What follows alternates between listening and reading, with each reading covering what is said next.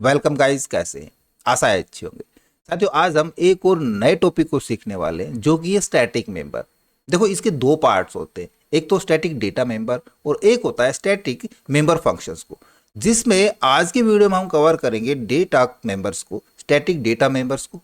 इसको अच्छे से सीखने के लिए इस वीडियो में अंत तक बने रहिएगा। नमस्कार साथियों, मेरा नाम है मनोज कुमार और आप देख रहे हैं कंप्यूटर ज्ञान गुरु चैनल। तो चलिए सीख लेते हैं। देखो, जब भी हम कोई क्लास बनाते हैं तो उस क्लास में कुछ डेटा मेंबर होते हैं, जैसे उसके प्राइवेट वेरिएबल्स हो गए या पब्लिक वेरिएबल हमने कोई ले रखा है, उसमें हमने मेथड्स ले रखे हैं जैसे गेट डेटा या पुट डेटा। तो यहाँ पर जितने भी ये वेरिएबल देख रहे हैं, ए बी या सी, ये नॉर्मल डेटा मेंबर्स कहलाते हैं। इसी प्रकार कुछ स्टैटिक डेटा मेंबर्स भी होते हैं और स्टैटिक मेंबर फंक्शंस भी होते हैं। तो सबसे पहले हम स्टैटिक डेटा मेंबर्स को समझ लेते हैं। तो देखिए, स्टैटिक डेटा मेंबर के अंतर्गत जब भी किसी क्लास का पहला ऑब्जेक्ट बनाया जाता है तो यह 0 पर इनिशियलाइज होता है। इसके अलावा ये किसी भी इनिशियलाइजेशन की इजाज़त नहीं देता है। इसमें हम कोई दूसरी वैल्यू इनिशियलाइज नहीं कर सकते। दूसरा, किसी भी डेटा मेंबर को स्टैटिक बनाने के लिए हम उसमें स्टैटिक कीवर्ड का इस्तेमाल करते हैं। जैसे हम कोई भी एक डेटा मेंबर बना रहे हैं स्टैटिक का, तो हम टाइप करेंगे स्टैटिक, एक डेटा टाइप और वेरिएबल नेम। तो ये जो वेरिएबल होगा ये एक स्टैटिक डेटा मेंबर होगा। तीसरा, जो स्टैटिक डेटा मेंबर होता है इसकी सिर्फ एक कॉपी बनाई जाती है और इसी को सभी के साथ शेयर किया जाता है। अब देखिए, किसी भी ऑब्जेक्ट के अंदर हम कोई भी ऑब्जेक्ट डिक्लेयर करते हैं किसी क्लास के लिए, तो उस क्लास की सारी चीज़ें उस ऑब्जेक्ट के अंदर शामिल होती हैं। अब उदाहरण के लिए हम कोई भी क्लास बनाते हैं, मैंने XYZ नाम से क्लास बनाई, उसमें हमने प्राइवेट सेक्शन के अंदर दो वेरिएबल डिक्लेयर करे, इंट ए और बी, और इसी में मैं एक स्टैटिक डेटा मेंबर भी डिक्लेयर कर लेता हूं जैसे स्टैटिक इंट एक्स। पब्लिक के अंदर हमने लिया वॉइड गेट डेटा और वॉइड पुट डेटा, दो हमारे पास मेथड्स हो गए। तो जब भी हम इस क्लास का ऑब्जेक्ट बनाएंगे, मैं ऑब्जेक्ट बनाऊं AA और BB के नाम से, या पब्लिक में भी हमने एक इंटीजर टाइप का C नाम का एक वेरिएबल लिया है, तो हम एक और ऑब्जेक्ट बना लेंगे CC के नाम से, क्योंकि हम ज़्यादातर काम कर रहे हैं, आप देख रहे हैं हम ऑब्जेक्ट बनाते हैं तो AA BB या CC से बना रहे हैं। अब यहाँ पर हमने XYZ एक क्लास को डिफाइन किया है। जब इस क्लास के ऑब्जेक्ट बनाते हैं तो तीनों अलग अलग ऑब्जेक्ट बनेंगे और प्रत्येक ऑब्जेक्ट के अंदर उस क्लास की सारी चीज़ें होंगी। यानी AA ऑब्जेक्ट में भी इस क्लास की तीनों चीज़ें, वेरिएबल A, वेरिएबल B और वेरिएबल C होगा, और दोनों मेथड्स होंगे गेट डेटा और पुट डेटा होंगे। इसी प्रकार BB ऑब्जेक्ट में भी इस क्लास की तीनों वेरिएबल्स और दोनों ऑब्जेक्ट शामिल होंगे, और CCC ऑब्जेक्ट में भी। यानी जो नॉर्मल डेटा मेंबर होते हैं वो सभी ऑब्जेक्ट के लिए अलग अलग क्रिएट होते हैं। तो यहाँ हम कह सकते हैं AA का A अलग है, BB का A अलग है और CC का A अलग है। तो कह सकते हैं कि जितने भी नॉर्मल डेटा मेंबर्स होते हैं वो उस क्लास के हर एक ऑब्जेक्ट का पार्ट होते हैं। अब यहाँ पर हमने एक X नाम का एक स्टैटिक डेटा मेंबर बना रखा है, तो ये किसी भी ऑब्जेक्ट का पार्ट नहीं होगा। X अलग से एक सेपरेट रहेगा ये, लेकिन इसकी वैल्यू को AA भी यूज कर सकता है, BB भी यूज कर सकता है और CC भी यूज कर सकता है, जो भी वैल्यू इस X के अंदर होगी उसको। तो जैसे ही XYZ क्लास का AA, BB या CC बनेगा, वैसे ही वो 0 से इनिशियलाइज हो जाएगा। तो जब आप AA, BB या CC के साथ X को एक्सेस करेंगे तो उसकी वैल्यू 0 आएगी। अगला ऑप्शन है कि भाई इसकी जो विजिबिलिटी है वो पूरे प्रोग्राम में रहती है। पूरे प्रोग्राम में कहीं भी आप X को यूज कर सकते हो। या हम स्टैटिक डेटा मेंबर्स को ये भी मान सकते हैं कि जब भी ऑब्जेक्ट के लिए कोई कॉमन वैल्यू चाहे तो स्टैटिक डेटा मेंबर का यूज कर सकते हैं। इसको सही से हम एक एग्जाम्पल के जरूर समझते हैं। तो यहाँ पे हम कोई भी एक क्लास डिफाइन कर लेते हैं। मैं यहाँ पे करा लेता हूँ क्लास डेमो के नाम से। इस क्लास के अंदर हम दो सेक्शन बनाते हैं, एक तो प्राइवेट सेक्शन। प्राइवेट सेक्शन के अंदर हम इंटीजर टाइप के दो वेरिएबल ले लेते हैं, X और Y। मैं दो वेरिएबल ले लेता हूँ और एक स्टैटिक वेरिएबल भी लेते हैं। तो इसको हम स्टैटिक कीवर्ड से डिफाइन करेंगे। इंट Z नाम का मैं यहाँ पे एक स्टैटिक डेटा मेंबर ले लेता हूँ। अब पब्लिक का यूज करेंगे पब्लिक के अंदर हम अपने फंक्शन यूज करेंगे। एक तो मैं देता हूं वॉइड फंक्शन गेट डेटा के नाम से। अब इसको यहीं पे डिफाइन कर लेते हैं, बाहर जाने की बजाय हम साथ साथ यहीं भी डिफाइन कर सकते हैं। तो डिफाइन करने के लिए हम कोई भी इनपुट ले लेंगे यूजर से।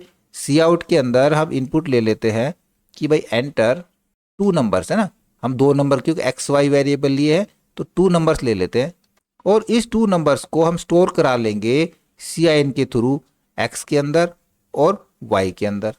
एक तो हो गया हमारा गेट डेटा के लिए, एक हम लेंगे पुट डेटा के लिए, वॉइड पुट डेटा। इसको भी यहीं पे डिफाइन करा लेते हैं। हमको आउटपुट चाहिए सी आउट के अंदर, मैं एक नई लाइन के साथ एक्स की वैल्यू को प्रिंट कराना है। इसमें हम प्रिंट करा लेते हैं एक्स को। दूसरा हमने प्रिंट कराना है एक थोड़ा सा आगे नई टैब के साथ वाई की वैल्यू को। इसके अंदर मैं प्रिंट करा लेता हूँ वाई को।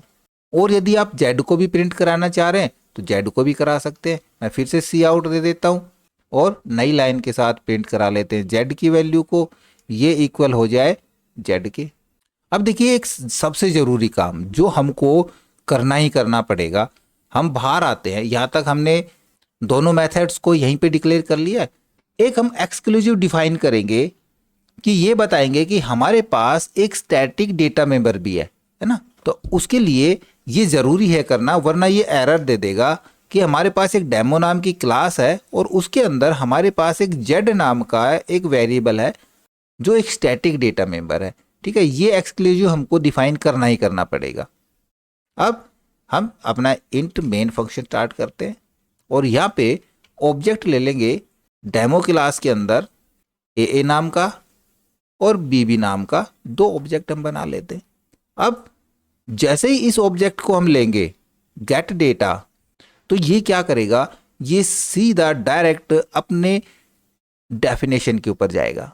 देखो जैसे यहाँ पे 2 ऑब्जेक्ट बनेंगे तो इन दोनों ऑब्जेक्ट के अंदर क्या क्या होगा, ए ऑब्जेक्ट होगा, इसके अंदर जो प्राइवेट सेक्शन है उसका एक्स भी होगा और वाई भी होगा, क्योंकि ये कैसे काम करेगा, पब्लिक के थ्रू ये प्राइवेट सेक्शन को एक्सेस कराएगा।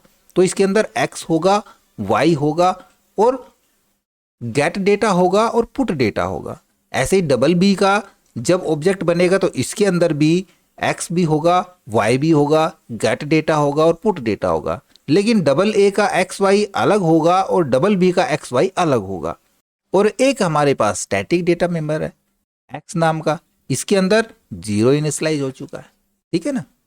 अब ये x इन दोनों का पार्ट नहीं होगा, ये x सेपरेट रहेगा, ये अलग रहेगा। लेकिन डबल ए भी इसको यूज कर सकता है, डबल बी भी इसको यूज कर सकता है।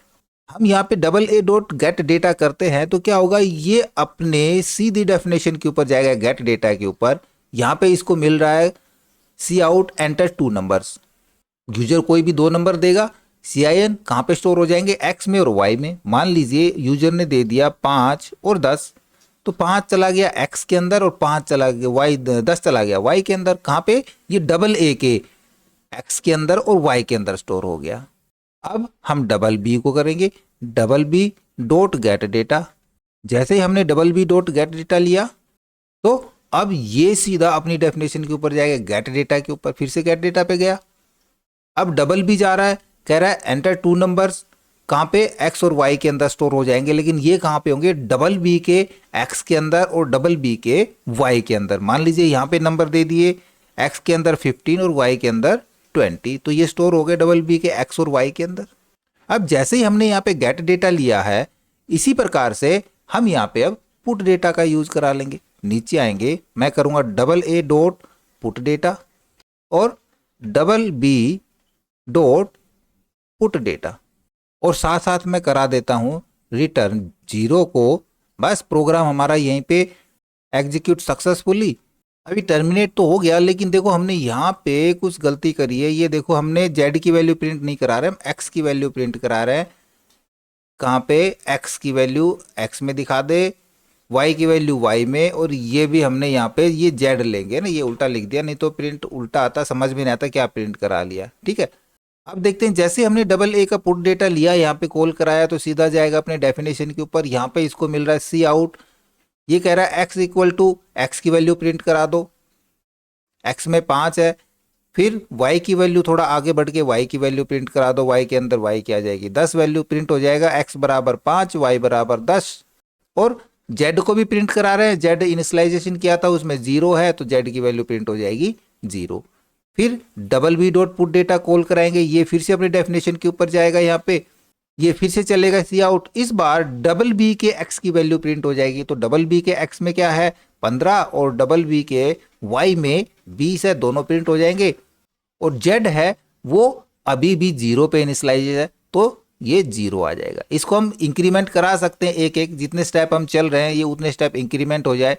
बट एक बार इसको एक रन करा के देख लेते पहले इतने वाले को, फिर हम इसको इंक्रीमेंट भी करा के देखेंगे। तो इस प्रोग्राम को मैं यहाँ पे करा देता हूँ सेव, और रन एंड बिल पे यहाँ पे क्लिक करा लेंगे।